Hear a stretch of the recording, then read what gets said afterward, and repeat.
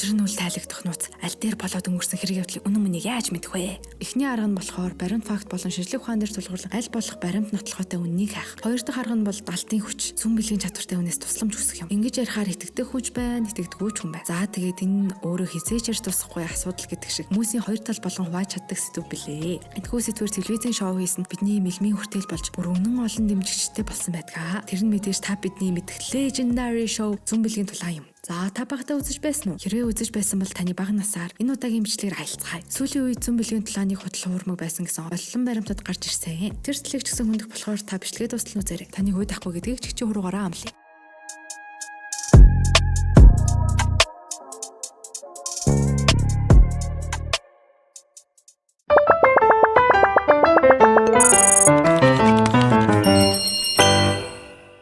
Зүүн бэлгийн тулаанд маш амжилттай шоу болсон учраас бүр 24 улирал бичигджээ. 10 биш, 15 биш, бүр 24 гээл бод. Бүр тэгээд зогсохгүй хитэдэн спин-офф шоу гаргасан гэ бодтоо. Яа, төсөр ажилласан байхгүй.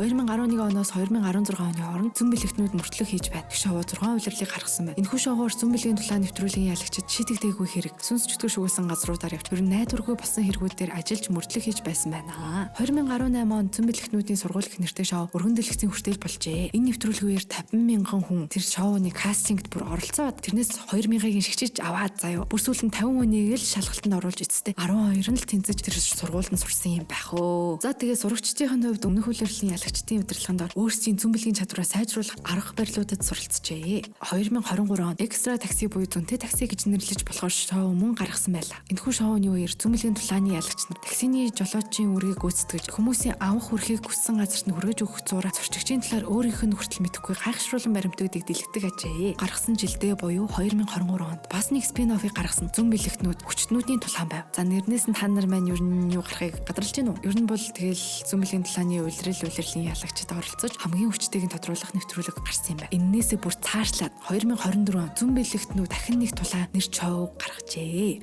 Энэ болохоор шилдэгүүдийн тодруулах юм байх уу? За тэгээд мэдгүй. За тэгэл Монгол зүүн бэлэгтнүүдээ чадвар явахгүй байна. Тэргэл Монгол үзмэрчнэрээ тулсан голж өгсөн шүү дээ. Одоо бодгоны манай Монгол хэд бол тэгэл жинхэнэ бор зүрхээрээ л гуссан байгаа юм шүү дээ. Үнэн хэлснийг нь буруу болгоцсон гээл яриа мараал гараад байсан шүү дээ. Та нар маань санджи үлгээл комент хэсэгт бичээрэй.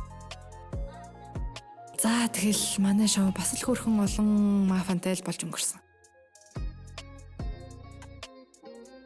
Зүүн бэлгийн тулаан үнэн үү худлаа гэсэн асуултыг хэдэн баримтан дээр үндэслэн харцгаая. За хамгийн ихнийх нь бол Марат Башаровын ярилцлага. Марат Башаров нь зүүн бэлгийн тулаан нэвтрүүлгийн 8 дугаар улирлаас эхлэн хөтлсөн хөтлөгч билээ. Нөгөө нэг таны зураг хар тухтанд байна уу, цагаан тухтанд байна уу тэргээл нэг асуугаад идэг бүр зүрстэй ах байна шүү дээ. Ер нь тэр ах ч баггүй юу? Та нар царайг нь харахад л ер нь л нэг танил мэдрэмж төрж байгаа шүү дээ. Хөтлөгч ах маань нэг нэвтрүүлгийн ярилцлагынхаа үеэр тэний хүмүүс л надад итгэдэг гэж хэлж байжээ. Энэ болохоор шууд худлаа гэж хэлээгүй ч гэсэндээ зүүн бэлгийн тулаан нэвтрүүлгийн талаар ярилцах үеэр хэлсэн байгаа юм. За тэгээд мим ярьж байгаа жоохон нотой гэсэн нэг тиймэрхүү мэдрэмж төрүүлж байгаа. Марат Башаров итгэхгүй үзэгчдийн сонголт. За гэхдээ тухайн хүн итгэл таахгүй жоохон ингээд яриа л та. Марат Башаров нийт 3 удаа гэрлэж байсан ба эхнэрүүдээ гэр бүлийн хүчирхийллийг үзүүлэлт байсан гэсэн баримтууд байдаг. Марат бол усралын хувь жүжигчний мэргэжлээ гэдгийг нь дурдхан зүг баха. Жүжигчин маань эхэндээ эхнэрээ зодсноо хүлээн зөвшөөрөхгүй байсан бол хэсэг хугацааны дараа нэг нэвтрүүлгээр эхнэрүүдээ зоддог байснаа хүлээн зөвшөөрчээ. Тэгэхээр одоохондоо ингээд хүлээн зөвшөөрөхгүй байж байгаа дэрээдүү жоохон хүлээн зөвшөөрдөг хүн болж тарж байгаа шүү дээ. За тэр нь бүр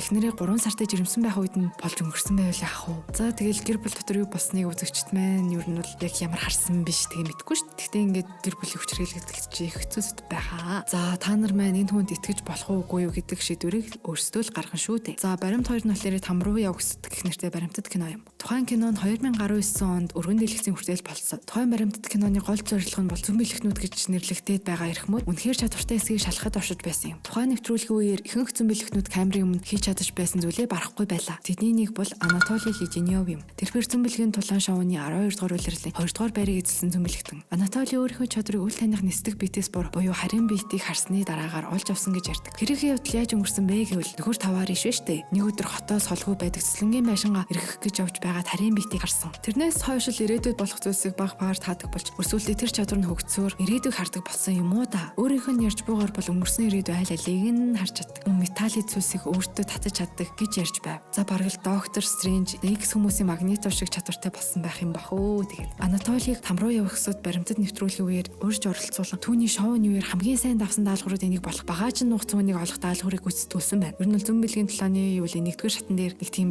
даалгавар яваад байдаг та. Зүүн бэлгийн тулаан нэвтрүүлгийн үеэр Анатоли эхний орлогоор хүнийг олсон шүү дээ. Харин баримтад нэвтрүүлгийн үеэр чадвар нь опсон. Анатоли даалгавраа гүйцэтгэж чадахгүй байсаар байгаа сүүлийн нэвтрүүлгийн үеэр өөртөө зааж өгдөг байсныг хүлээн зөвшөөрнө. Түүний бүр салуу нас руу буцуул Анатоли 10 жилийн сургуульд байхдаа 2 удаа улирч бүр сургуулиасаа хөөгцөн төгтөө юм байна. За хүн хүний л амьдрал шүү дээ. Гэтэ хамгийн эвгүй зүйл нь гэвэл тэр одоо ч гэсэн хүмүүст үйлчилдэг. Энерги цэвэрлэх, ирээдүйг нь унших гэдэр гээд нөгөө л нэг үйлчилгээнүүд үзүүлсээр л байгаа юм байна. Тэрийг нь болохоор түүний Instagram хаягаас харж болно. Мөн Анатоли зүүн бэлгтнүүд мөрдлөг хийж байна гэсэн нэвтрүүлгийн үеэр ч гэсэн гарч ирж нөгөө нэг ерөөсөө шийдэгддэггүй хэрэгүүдийг нь бас нэг мөрдсөн шүү дээ. Айгуу тэгэл тэр үед одоо юугаа хийж хуухаа майцсан юм бол тоо. За тэгээд там руу явсад нэвтрүүлгийн үеэр Наталья Бантиева буюу өсгөр улирлын ялагчийн чадварыг камер дээр буулга авчээ. За түүний чадвар нь бага наснаас нь буюу 4-5 настай байхад нь л илэрсэн байна. Тэр нэг яаж илэрч байсан бэ гэвэл хэрэг явдал жижигэн тосхон болон өнгөрчээ. Охин бага байхдаа эмээтэйгээ хамт оршуулгын ясалд явсан байна. Охин эмээ дээр очиод тэр хэрэгтэй над руу хараад байгаа. Надад эвгүй байна гэж хэлсэн юм байл та. Гэтэл тэнд хүн амтан байгаагүй юм байна.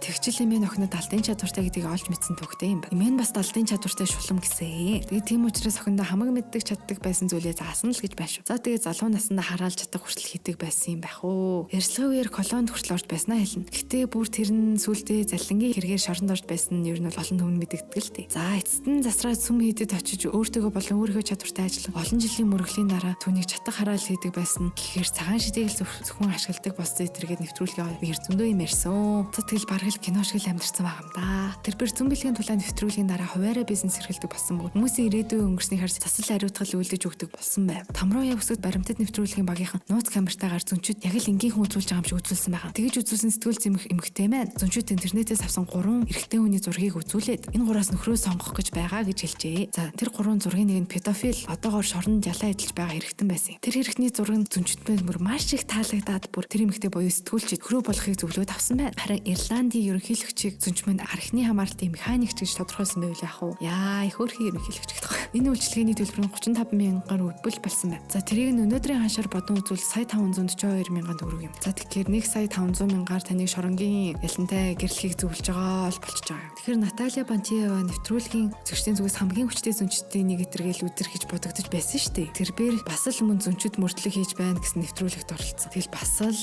мөрдлөг хийсэн байгаа юм. Тэр үедээ тэгээд одоо ямар юм ярьж исэн юм байгаа бүү мэдээ. За энэ хоёр зөнчөөс гадна там руу явахсад баримтад нэвтрүүлгээр зөндөө л олон зөнчийг шалгаж үзсэн. Гэтэл нэг нь ч өөрийнхөө чадварыг батлан харуулж чадаагүй байгаа. Гэхдээ бараг бүх зөнчд айл хэдийн өөрсдийн хувийн бизнестэй болчихсон байдаг. За тэгээд нийт 24 улирал нэвтрүүлэг гарч байгаа шүү дээ. Тэрнэр улирал болгон дээр эхний 3 байрыг тодруулсан. Тэгээд тоолоод үзэх юм бол 24-ийн 3 гэхэр чинь 72 ширхэг хуваарай бизнес эрхлэгч төрүүлсэн нэвтрүүлэг юм уу да. За баримт 3 нь болохоор Мехтигийн ил босон бичлэг. Мехти Ибрахим нэвтрүүлгийн 3 дугаар улирлын авраг юм аа. Иран гаралтай зөнч маань багаасаа хийм харж зүүдэнд нь үзэгддэг байжээ. 9 настай байхдаа л ойр тойрныхоо таньдаг хүмүүсийнхээ өхлийг зөгөндөг болсон байв. Түүний өвөө нь мөн л алдартай зөнч хүн байжээ. Тэгэхээр өөрийнхөө чадварыг өвлөн авсан байв. Мехти 17 наснда ирээдүг яг л кино үзэж буймад хардаг болжээ. Түүний чадвар хөгжсөөр бүр сүултээ хүнийг эдгээх чадвартай болсон гэж байна. За тэрбэр зүүн бэлгийн чадвараас гадна урлагийн олон авьяастай аж шүлэг бичин зураг зурн дуулан бүжиглэн хөл бөмбөг төглөн за одоо бүр соёлын тэргүүний ажилтан мэдгүй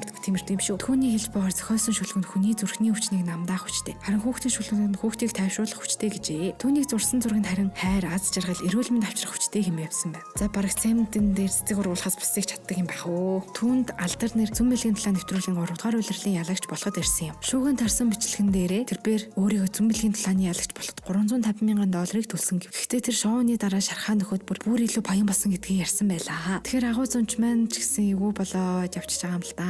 Нүг эдгэж мэдмээ гэдэг зөнч маань одоо тэгээд. За тэгээд тэр Мехтигийн ярьцлага ил босны дараа гарч тэрээр хувийн бизнесээ эрхэлсээр л байна. Тэрийг нь мөн л түүний сошиал хаягуудаас харж болно. За тэгээд Мехти тулааны ялагч босны дараа Монголд 2 удаа ирж байсан. Тэр үед монголчууд ч гэсэн ирээдүгөө түүнээр уншуулж зүйлж онцлуулна гээл очор үсгэж ирсэн. Чадвартай эсгэн эргэлзээтэй энэ хүн хүмүүсийн зовлон дээр хэрэг ашигласныг бид нар яаж мэдэх билээ. За сонирхолтой баримт гэвэл тэрээр 12 дугаар улирал гарахаас өмнө ТНТ телевизийн нэвтрүүлгийн багийнханд ярьцлага өгч байжээ. Тэрээр ярьцлагын үеэр түүнээс хэн 12 дугаар улирлын тэмцээнд ялах вэ гэж асуухад холоосны бүсгүй ирнэ, урдуураа юм унжуулж, нүрээ нуусан утган ирнэ. Тэр бүсгүй ялж нэгдүгээр байрыг явна. Гэтэ маш олон саадыг давж байж аван. За нэвтрүүлгийн 12 дугаар улиралд Монгол эмэгтэй сайран төдөв оролцсон 5 дугаар байрыг эзэлсэн. За яахаа ихэнх зөвгөнөл нь таарч байсан л да. Холоос ирсэн урдуураа юм амжуулсан гэдгээр л төдөв нэвтрүүлэгт орсныхоо дараах ярилцлаганд Орос нэвтрүүлгийн талаас өөрийг нь дарж байсан. Мөн түшээтэйгэр хамт даалгавар гүйцэтгэлийг хориулсан гэж хэлж байжээ. Түшээгүйгээр даалгавраа 100% бүрэн гүйцэтгэж чадаагүй гэж мөн хэлсэн байлаа.